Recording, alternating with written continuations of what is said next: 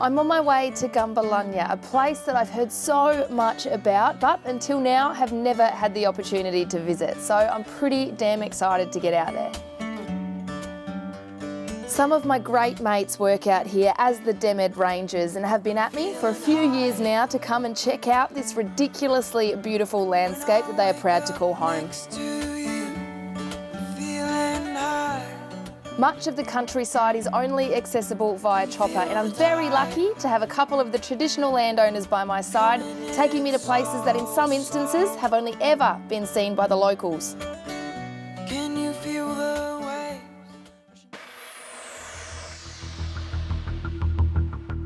Now, Gunbalanya isn't the easiest of places to get to, especially in the wet season when roads are blocked off by heavy rains. If you're driving from Darwin, there's only one road in and one road out. So to get there, you have to cross the East Alligator River via Cahills Crossing. It might not look deep, but every year dozens of cars are washed into the river by people who unfortunately misunderstand the strength behind the tides through our NT waterways. We're here at Cahills Crossing, where there's a very controlled vehicle extraction going on behind us. There's a large police presence. There's police with guns basically guarding each other because it's quite a dangerous crossing here.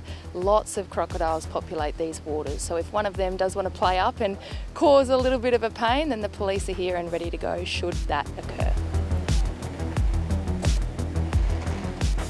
These men are members of the DEMED Aboriginal Corporation, and I reckon they have one of the most dangerous jobs in the world. They're based in Gunbalanya, which is a small indigenous community, but they provide support services to the entire West Arnhem Land region. There are massive saltwater crocodiles all throughout these waters, so you certainly cannot get complacent when trying to get across here.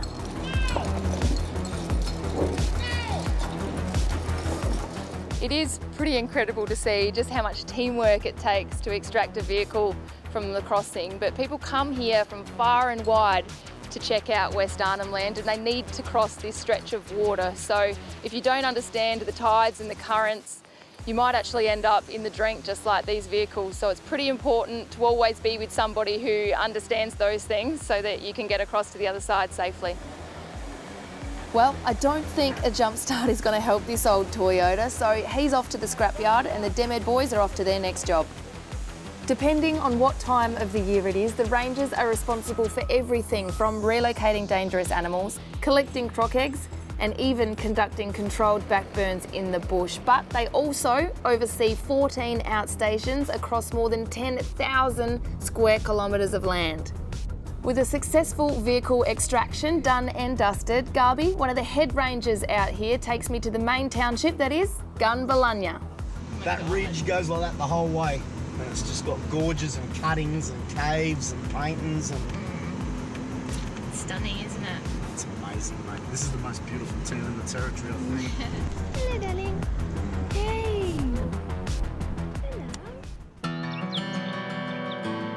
Well, have a look at this. It really is nature showing off, and I've heard that the West Arnhem sunsets are some of the best in the country, and you're about to see why. But just the sheer contrast in the colours from the water, the greenery, and then the red on the rock, it's simply stunning. I really am incredibly privileged to be standing here on these lands. It's a place that I've never been, and I can't wait to see what Gunbalanya has to offer.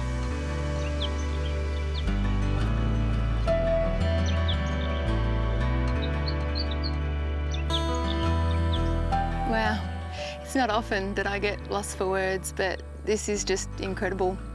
Best picture theatre in the world.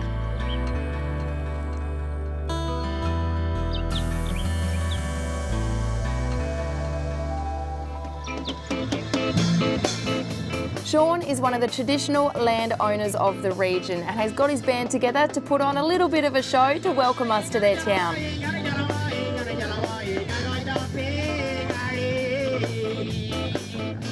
If you're not familiar with the term traditional owner, it's used to acknowledge the senior members of an Aboriginal community. They are the ones who take responsibility for their land and waters and also pass on the laws, stories and traditions of their culture.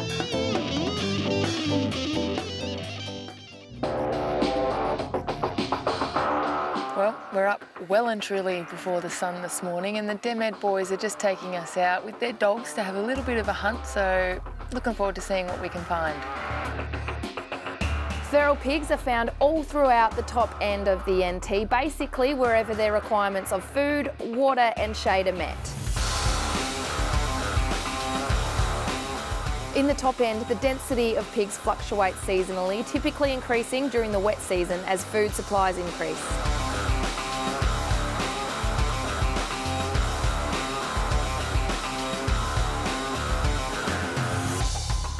Sows generally produce 2 litters per year and average 7 piglets per litter, so as you can imagine, there is no shortage of them. Out here, they're considered a pest, and controlling the population is one of the key responsibilities for the DEMED boys.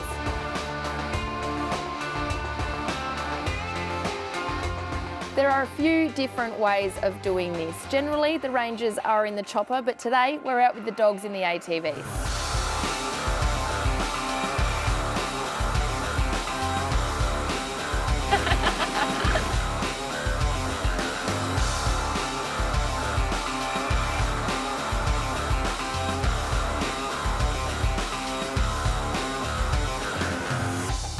Luke's just tracking the dogs behind us because he let them go. They got a sniff of something and it was a big wild pig. So they've chased it into the bush and we're hoping to track down the dogs.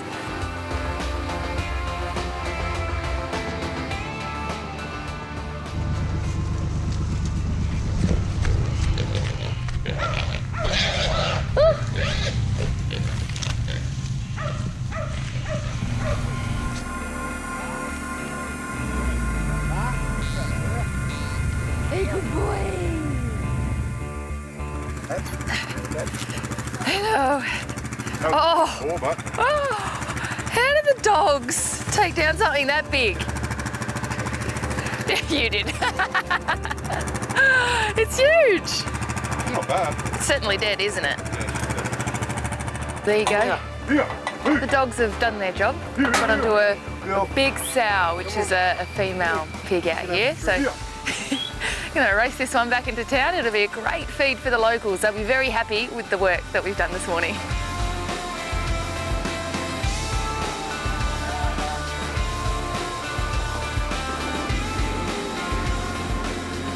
Well, we've made our way back into town and it's certainly not hard to give away these pigs. They're quite delicious, aren't they? Yeah. Yeah, you happy with this one? Yeah. Gamak? Gamak. Gamak.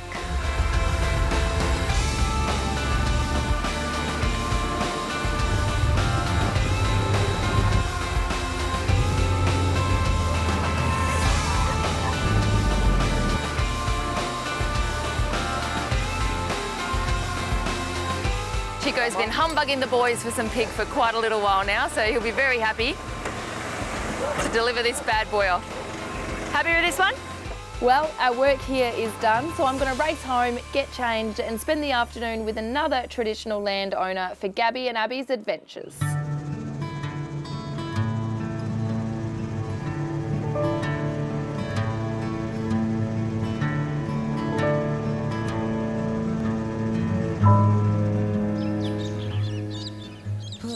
Well, not a bad view to start our Abby and Gabby adventures, is it? That is true. Yeah? Yep. So tell us where we are. Today we're up top on the big waterfall. Yeah? Yeah, the crocs are down the bottom. Up top here we're all safe. There's no crocodile up here. So you're going to go for a swim? Probably later on. Yeah. You go, I'll go, all right? No worries. Sounds good. We know most of the places out there. Yeah. Where the good fish are, where the geese are, ducks, pigs, buffalo. I'm so lucky to have Gabby taking me to a few places today that are really special to him and his family. Normally, they'd walk there, but we've taken the easy route. Spend some time in the top end and you'll more than likely end up in a chopper.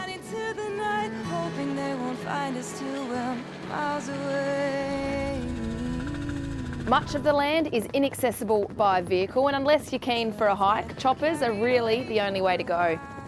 The added bonus is the phenomenal views. This landscape is just spectacular, and from up here you realise why four-wheel drives are essentially useless in this region. The escarpments and rock formations really are something else, and it's very easy to see why they call this part of Arnhem Land Stone Country. Well, we're as close as we're going to get in the chopper, so Gabby and I are going to walk the rest of the way. I can see it all over his face, just how excited he is to bring me to this very special spot.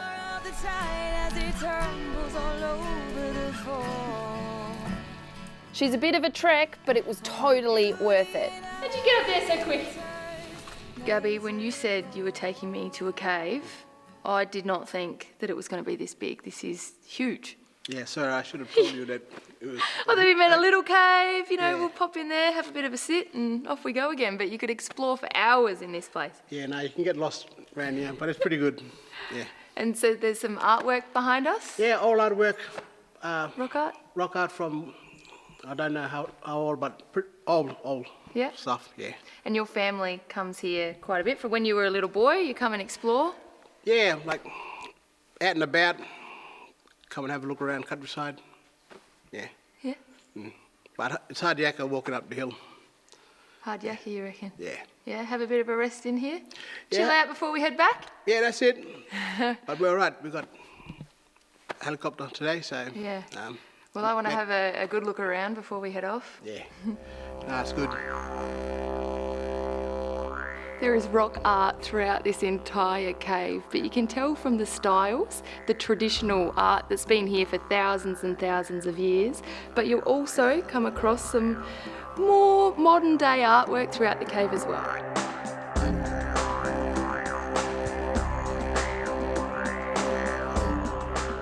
When you start exploring, it becomes obvious just how massive this cave is. It would be very easy to get lost in here. At times we're in complete darkness, so I'm pretty happy that Gabby came prepared with the torches to help guide us through the passages.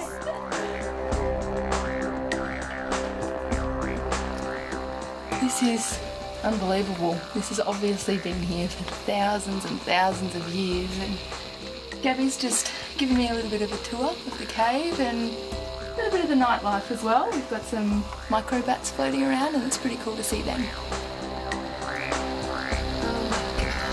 I can't even comprehend that this natural wonder is in the middle of West Arnhem Land. Incredible place.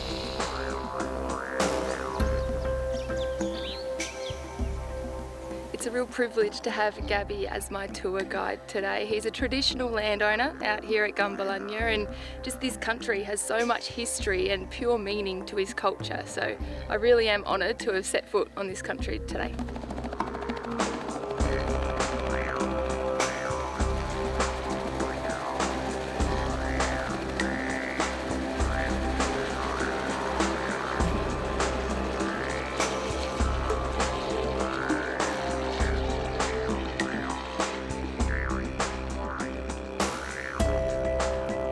I'm not sure you'd ever get sick of this view, and the flight back to Gunbalanya also gives you a real sense of perspective.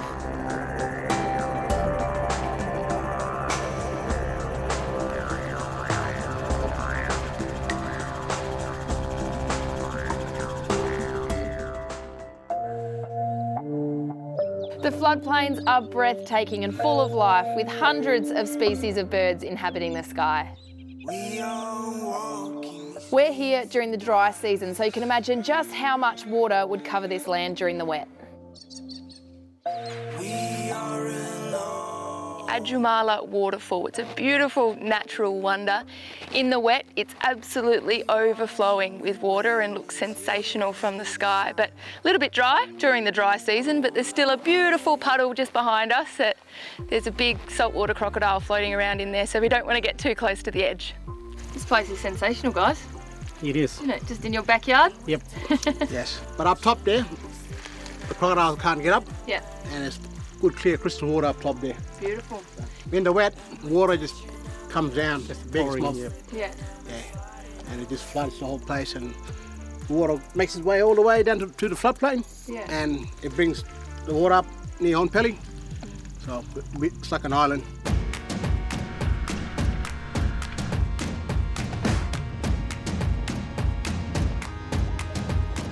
We're just on our way up to the weir to cool down, but we've just made a quick stop. We're going to do some early dry season controlled burns. Now I'm going to be doing this in conjunction with the traditional landowners, and it's simply to clean up this country and keep it looking beautiful.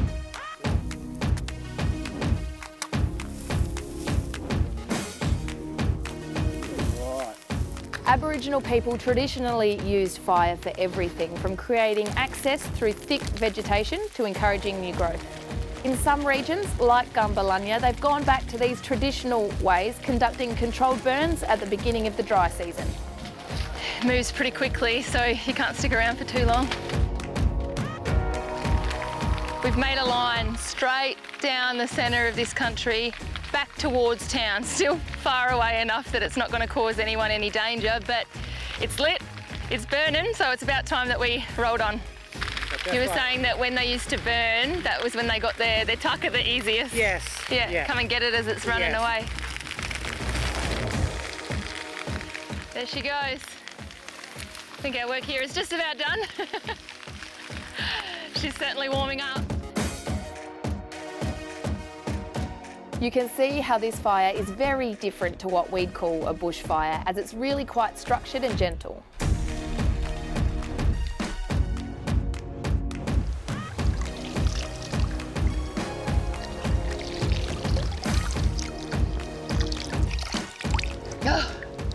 This water is some of the purest you'll taste. It's all from this escarpment, and the weir itself has been here for approximately 100 years, so it's just phenomenal that you can travel a little bit out of town and have this pure water at your leisure. Well, we were going to have a swim at the weir, but the boys said they've just spotted a couple of crocs, so we decided that wasn't such a good idea and moved on pretty quickly. You can cover some serious ground in the ATVs and quad bikes, and the DEMED boys use them for just about everything.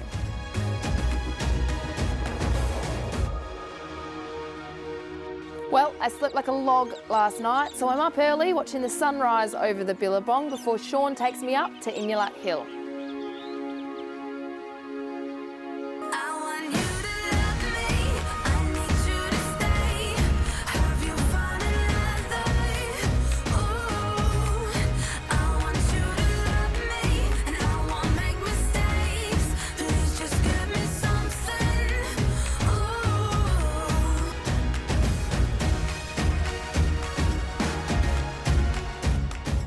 Welcome to Inuit Hill. It's one of 3 hills in the region, but apparently the view from the top is pretty spectacular.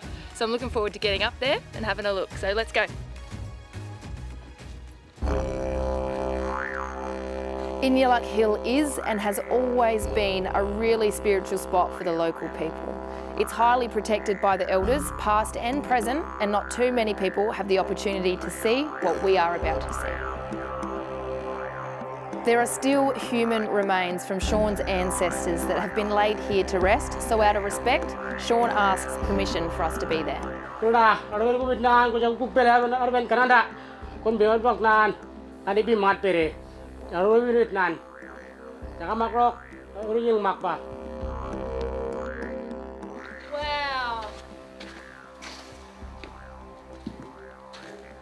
That is incredible. This is unbelievable.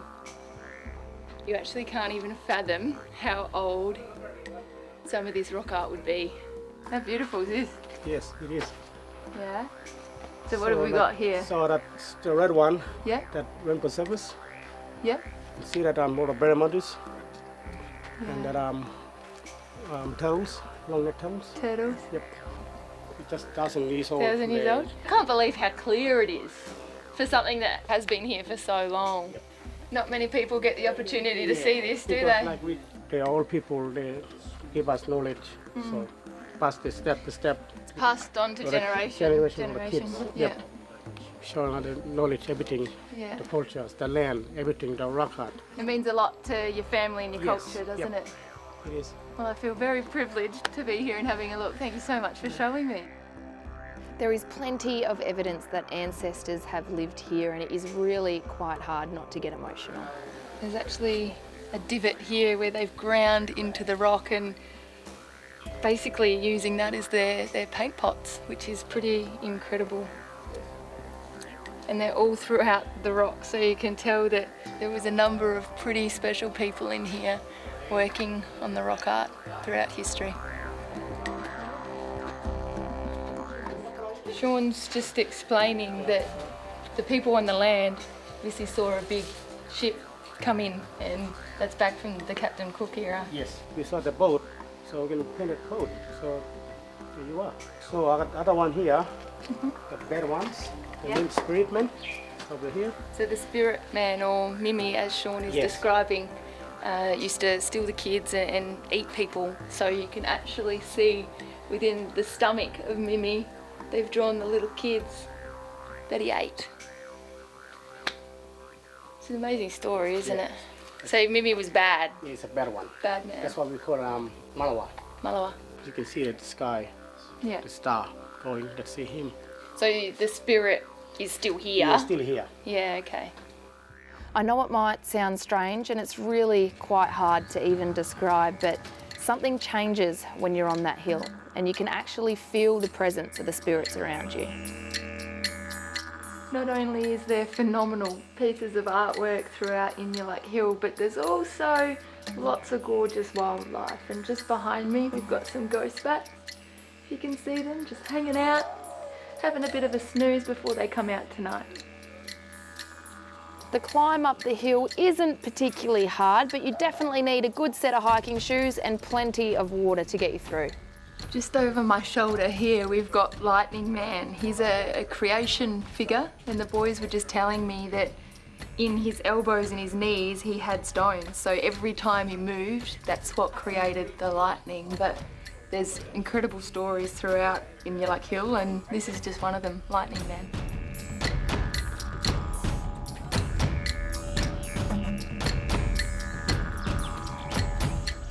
This here is an Oenpelli python, and you can see just from the drawing how big these guys can grow to. But the boys are saying that they've seen an Oenpelli python eat a kangaroo whole, and they're worth quite a lot of money on the black market, especially over in Indonesia. But great to see how long these guys have actually been around for.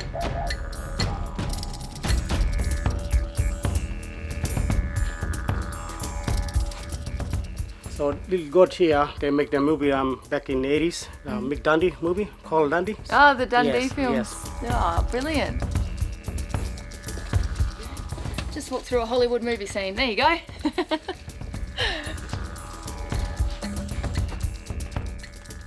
This is one of the most beautiful walks I've ever been on. But I can't wait to see the finished product when we get to the top. It's a pretty special place to see.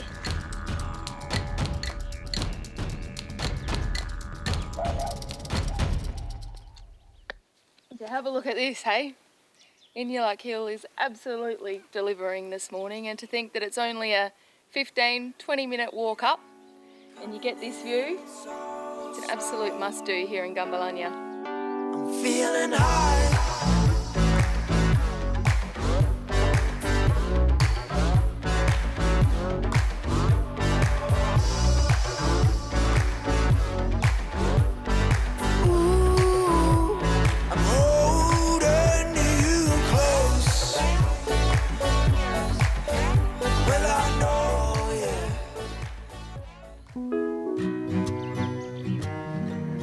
I can't believe we've come to an end of our time in Gunbalanya.